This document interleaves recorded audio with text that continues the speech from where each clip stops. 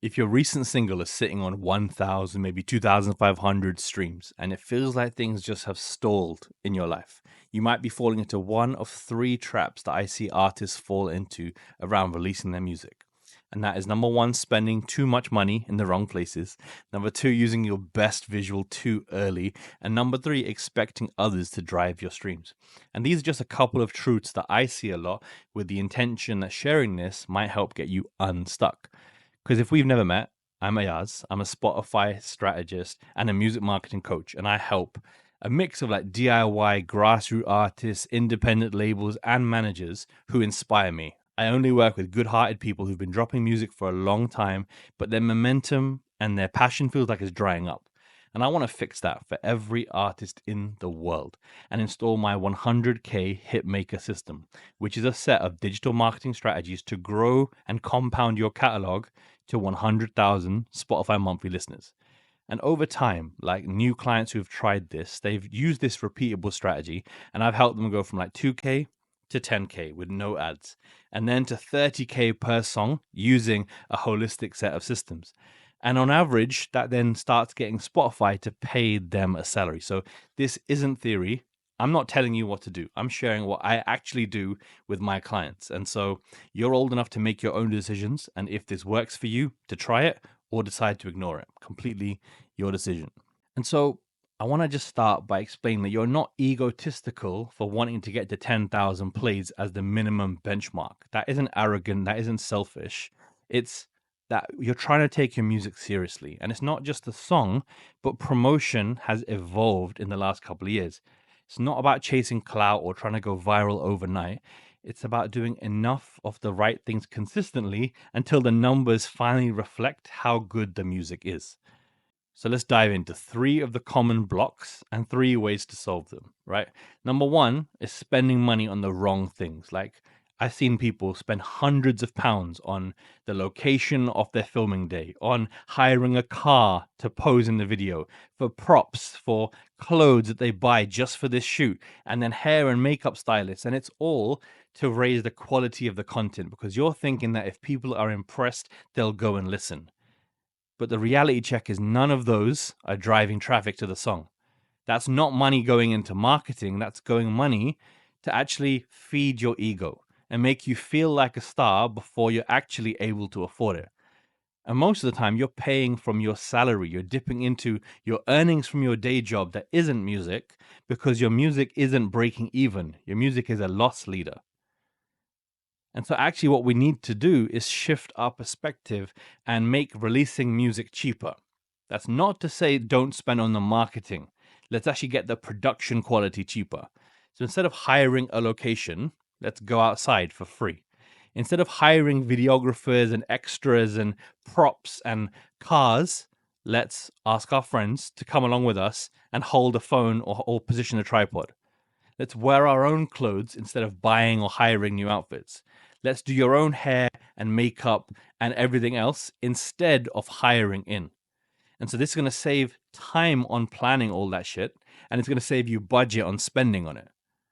And that moves us very nicely onto like not using your best visual too early. And I see this a lot. A musician might create one hero shot that is the artwork, but it's also the visualizer. But they use this to announce the pre-save. And so their ammunition is gone. So for the rest of pre-marketing, they have nothing else to promote. And they're using the same hero asset to say 7 days to go, 3 days to go, out tomorrow. Then guess what? On release day, what the hell do they post? They post the same asset again. And now you've got nothing to drive traffic with. And so what I instead advise you to do, right, is to go on Instagram and search your genre. So search R&B. Hit the Reels tab and just scroll. Scroll with focus. I want you to bookmark 50 ideas. Don't just say, yeah, that looks good, I'll do that next time. Actually bookmark it. Actually put it in a Google document and group them by location. So these are all of the videos I will create in the car. These are all the videos I'll create in the studio. These are all the videos I will create in the street. Book one weekend with a friend or by yourself or with your partner or with your relative and go out and make all 50 ideas.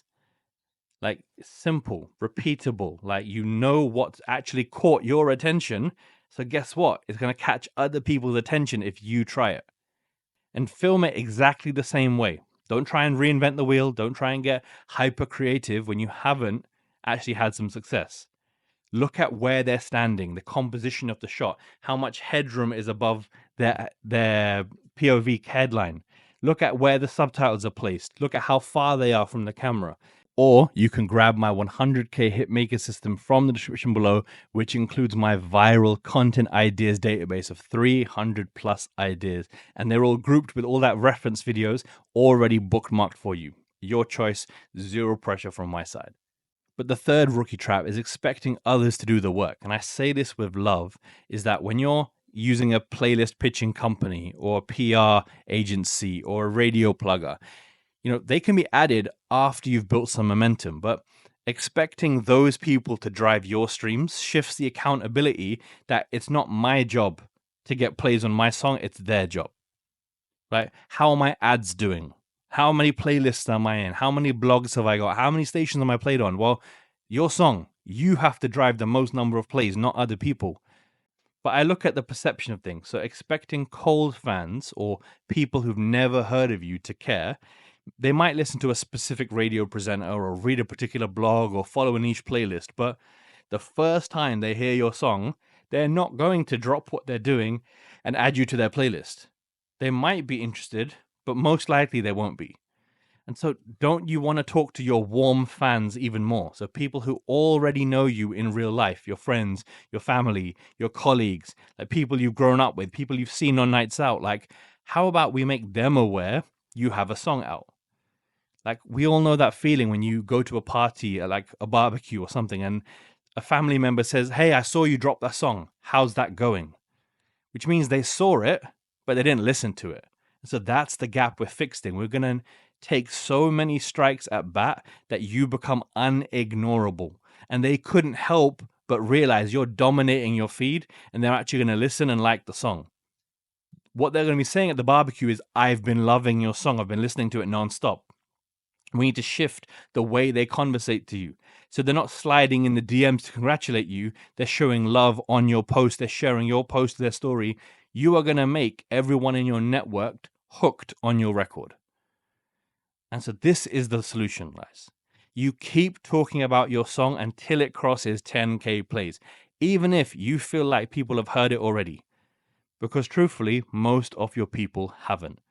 There's no more giving up on yourself. You want to keep going, keep creating, keep mentioning this song, and do not move on to the next record. Do not start hitting the studio and start recording new demos. Do not start talking about a new EP. Don't get excited about anything else until you've achieved the goal. 10,000 plays on your current single. Like, how can you move on by saying this song wasn't good enough? No, your marketing wasn't good enough. I say that from a place of caring about you and wanting you to achieve. And so there is a difference maker. I want to give it to you, right? So the language you use to talk about your music is everything. So that's from your captions, that's the first line of your sentence when you're speaking, your POV headlines. It's the way you speak that affects how you tell your story. And language is what grabs attention. So if it doesn't, people just scroll. Like, instead of saying my new song is out now, try something like, this song is for anyone who stayed in a relationship longer than they should have. And that's how we connect the dots with emotion. And that's what my book will help you write. It's called 0 to 10,000 Plays in 60 Days. And it's got a chat GPT prompt inside that my artists use to write those attention grabbing POV headlines. And you can grab a copy for free from the link in the description. I'll cover the cost of the book, right? All you have to do is cover the shipping to your house. And if you want more help doing this right, I coach a select group of artists once a week, teach them how to run ads, how to pitch the playlist, attract pre-save campaigns, and plan their content strategy. It will get you falling in love with music again. And so if you want to understand how I work, I want you to go and watch this playlist here about my process from 0 to 10,000 plays in 60 days.